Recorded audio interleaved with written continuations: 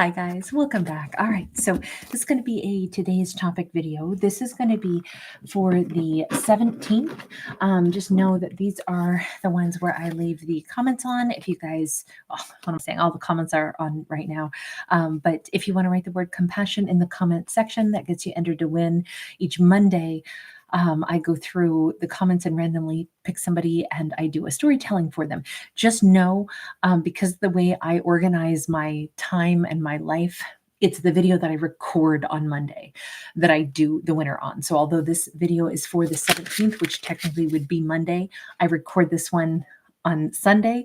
So that's why the one that will have the winner in it will be on the 18th. Also, just to let you guys know, I have a little collection of other individuals, 11D8, Carol, Tina, Angel, and Sierra Clark. I feel like I'm missing somebody. Anyway, I have you guys written down.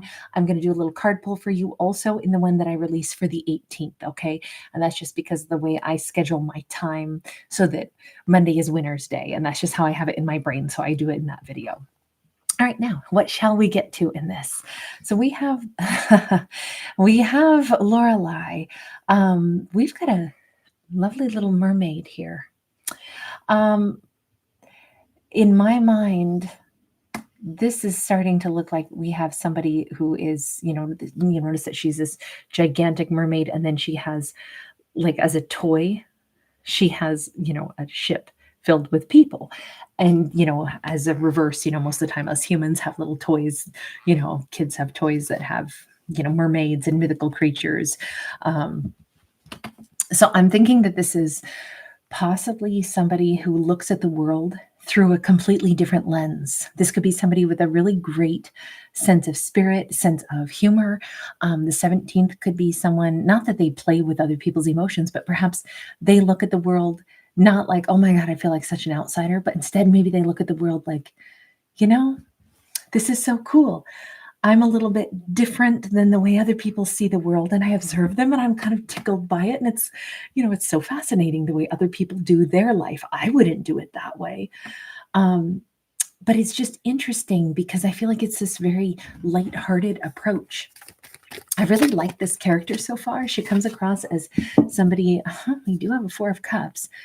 She comes across first as somebody who's really lighthearted, but she might be seeing others not living their greatest happiness. And it doesn't mean that she's like unmoved by that. I just think that she is able to see the folly that some people put themselves through. So we could have a feminine who's like having a conversation with, a friend, somebody near and dear to her, possibly another feminine, and they are describing their disillusionment. And if you look at where she is, I mean, this is gorgeous, like solarium or something. There's plants growing, everything's lush, everything's magnificent, but this person is really unhappy. And I just can't help but wonder if she's like, that's so fascinating that somebody would be unhappy when look at the beauty around them. And I kind of think that our little mermaid here she ponders other people's behaviors. Maybe she ponders humans' behavior as a whole. And it's like, it's so interesting / tragic that humans who have the ability to do so much, we can think and we can create ice cream and we can create music and we can dance and we can create airplanes so we can travel to other places so swiftly, and we can love, and we have, all these wonderful like nerve endings so we can really experience like touch and taste and smell and sight and sound and all of this wonderful experiential life that we have. And yet we choose to focus on one thing that makes us unhappy. And it just kind of feels like we have a character who's, observing and maybe thinking, kind of like maybe this mermaid character is a bit of a sage, because she's looking at it saying, why would someone be heartbroken over a particular thing in their life when there's so much other abundance around them? Why focus on the one thing that we can't have instead of all the other things that we can? So let's say, for example, she's talking with a friend who's, disgruntled, disappointment, focused on the one lover that it's not working out with. And she's like, but there's 8 billion plus other people on the planet. Why focus on the one that isn't right for you? Why not Why not think about all the other people that could be right for you, and how exciting is it that there's so many other possibilities? It's just, look, I don't know if she's going to be saying that or if she's just aware of that. I feel like whomever this is, what it is that they're in a place in their own life where they are mature enough, wise enough, serene enough, perhaps, to look at us humans and say, we do some silly things sometimes, don't we? We focus on the one thing that we can't have, and it feels really, really sad. And we'll stand and cry right in like the most beautiful place we've ever been, but we still are nothing but unhappy, because that unhappiness can sometimes just be a state of mind. It depends on what we focus on. If we focus on the one thing that makes us unhappy, we'll be unhappy even if we're in a golden palace and everything is perfect, and we're young forever, and we have no aches and pains, and everyone that we love is healthy and well, and yet we can still find ourselves saying, yeah, but I'm unhappy because what? Because anything that isn't to absolute perfection. And this is not to minimize genuine heartbreak, okay? It's just a perspective that is very unique, and that's why it's coming from a very unique person. They are a mermaid. They are somebody who is able to step back. I'm picturing this could be like a Pisces, somebody who's like a dreamer, somebody who has the capacity to like see things from like an artist's view, perhaps. Or it's just this epiphany moment. I have to say, this is a great message for the 17th. This is a fantastic message for the 17th, or any day. 10 of Swords. If anything, it's a bit of, I'm going to remember this day and this moment. And because I'm seeing other people's unhappiness, and I kind of see it as maybe a bit of futility, I'm going to promise myself that I don't fall into that trap. This could, I already think that our mermaid is, hi, baby. My Aries is here. I already think that our mermaid is just not that's not where she is in her life. She's in a really good space, but she's kind of like making a promise to herself, because she sees things with this epiphany, and she's like, I'm not going to slip back into that same pattern that I can see other people in. And that is not to, snub or insult other people. Like, well, look at those fools. It's eye-opening. Sometimes we can watch how other people are doing things, and that makes us say, I'm glad they showed me that, because I don't want to do that. I want to be happier. I don't want to sit in a place where even if I look around me and everything is beautiful, I can't see any of it because I keep focusing on one thing that I can't have. I do think that that's a kind of a wonderful perspective to have. Look, I don't think it's always possible, because life can get very ugly and very hard. And I think everyone has a right to experience their hurt, their pain, cry and rail at the universe, and all those things, right? We're humans, we're going to go through it. The only thing is, for this story, and this is a very specific kind of story, this is somebody who's bored. That's what's making them unhappy, and they're not recognizing. This is almost somebody who has access to lots of things and is bored, and that's where some of their disillusionment is coming from. And so they're focusing on something to really project their boredom or unhappiness on, instead of realizing that they could probably take charge of their environment a little bit more and participate more and maybe be a lot happier. So this is not somebody who's gone through tremendous heartbreak in this story, right? If this were somebody in, say we had a 5 of cups, or say we had the 3 of swords, but it was in the upright, I would not be reading it this way. I would be like, wow, that's pretty damn callous. What you're going to tell other people, like, oh, just get over it. No. So I just want to be clear on that, because the reason I read it this way is because the 3 of swords is in the reverse. And because it's the card of boredom and illusion, but not necessarily of heartbreak and genuine loss. So it's a perspective moment. Now, let me just ask the person who's having that she's observing, having the moment of like, I'm so unhappy, or I'm so bored. I want to know, are you also having a perspective change? It's like a really, yeah. Okay. So it's a really heartening conversation. How powerful is this? This could be 2 friends. This could be 2 siblings sitting together, talking about stuff. Maybe even, one is in a real crap mood, and maybe our mermaid gives some great piece of advice, or perhaps they lift each other up. Perhaps together they solve this and they go, what's so crazy? Here I have been sitting around bitching about what's going on, but look at how gorgeous it is. And I'm sitting next to my best friend who's nice enough to listen. Like, why am I not enjoying my life more? You know what?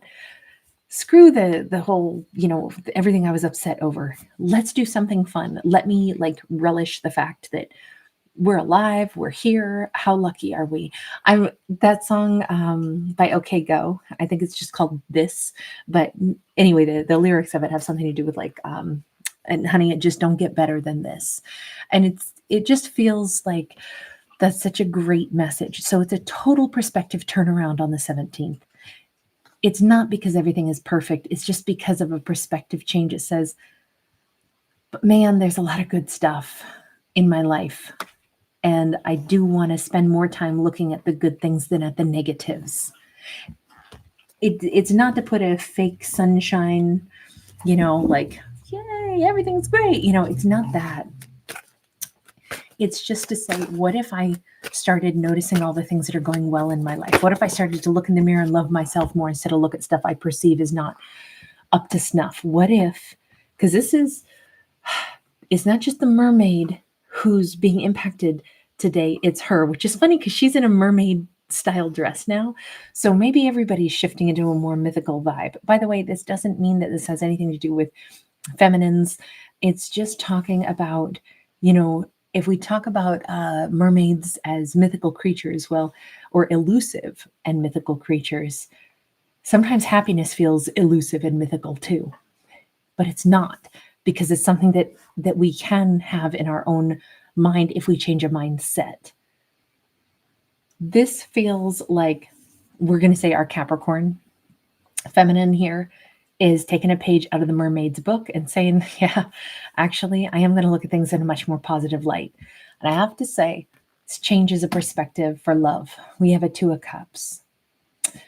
This could be exactly the pep talk or the unexpected dialogue or the wonderful chit chat with a good friend that we didn't know we needed at that moment, where they let us, bitch and moan a little bit. And then at the same time, there's this lightness at the end of that dialogue, because sometimes you got to spit your fire, spit your poison out. Sometimes you got to just get that fire out of your belly and bitch and moan and, bellyache and throw a pity party for yourself. And then once you're done talking about all the stuff that's, this is bad and this is stupid and, and I'm bored and my feelings are hurt and I don't mean anybody great. And then it's like, but you know what? Honestly, man, I'm glad to be alive. And this is really fortunate. And let me start looking at all the good things. Let me start noticing all the great people. Let me start looking forward to a loving partnership instead of focusing on someone who maybe didn't love me right.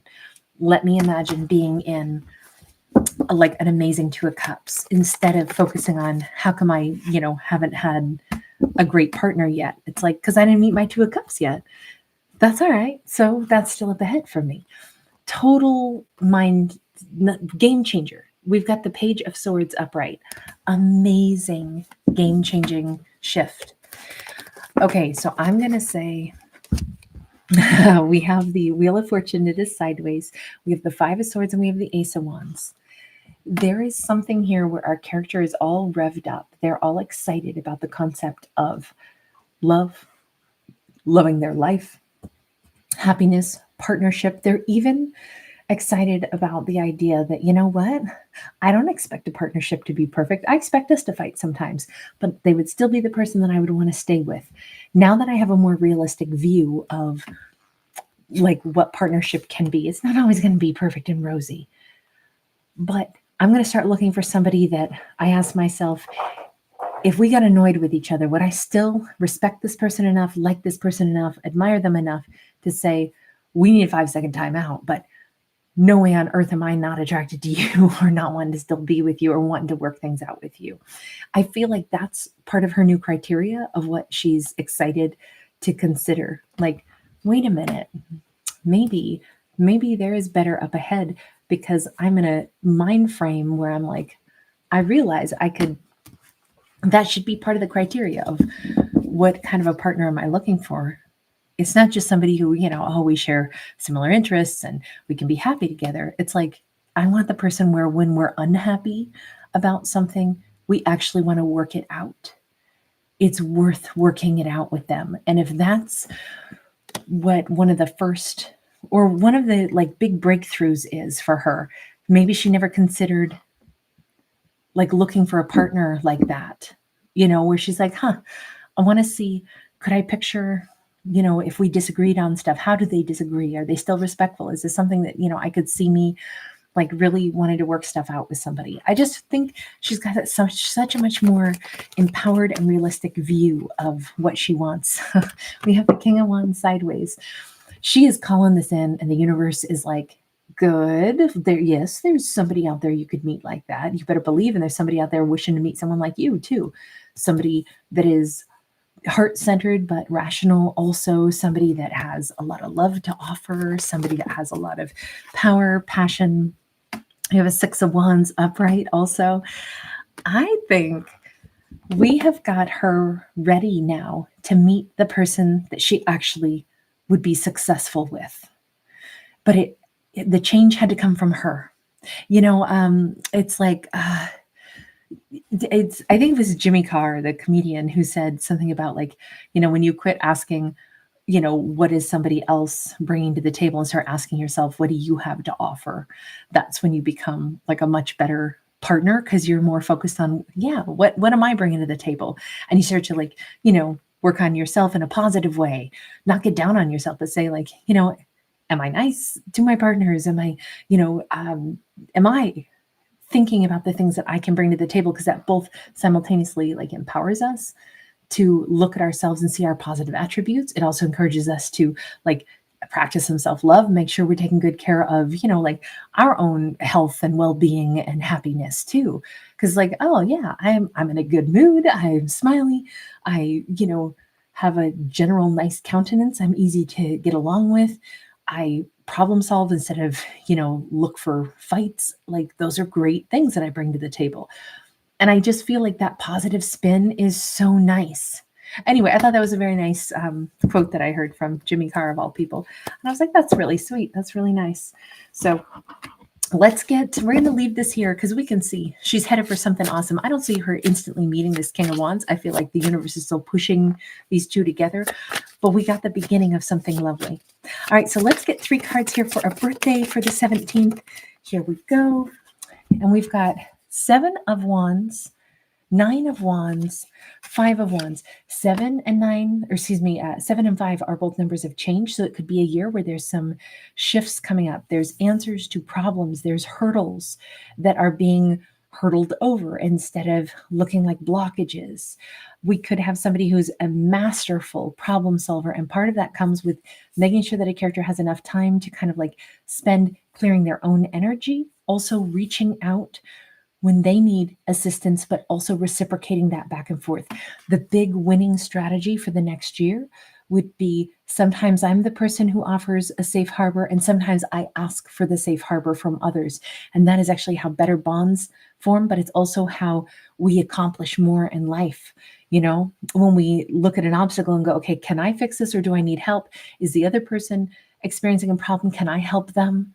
And it's like, it's kind of like community building, and it's bringing in like support instead of just seeing it as obstacles that have to be fixed. That's great energy for the next year. It doesn't mean that our character has tons of problems. It means that they can solve almost anything and build companionship, in the household, in their community. So this could be a really productive year. All right. Thanks for being here, guys. Thanks for giving it a thumbs up and subscribing.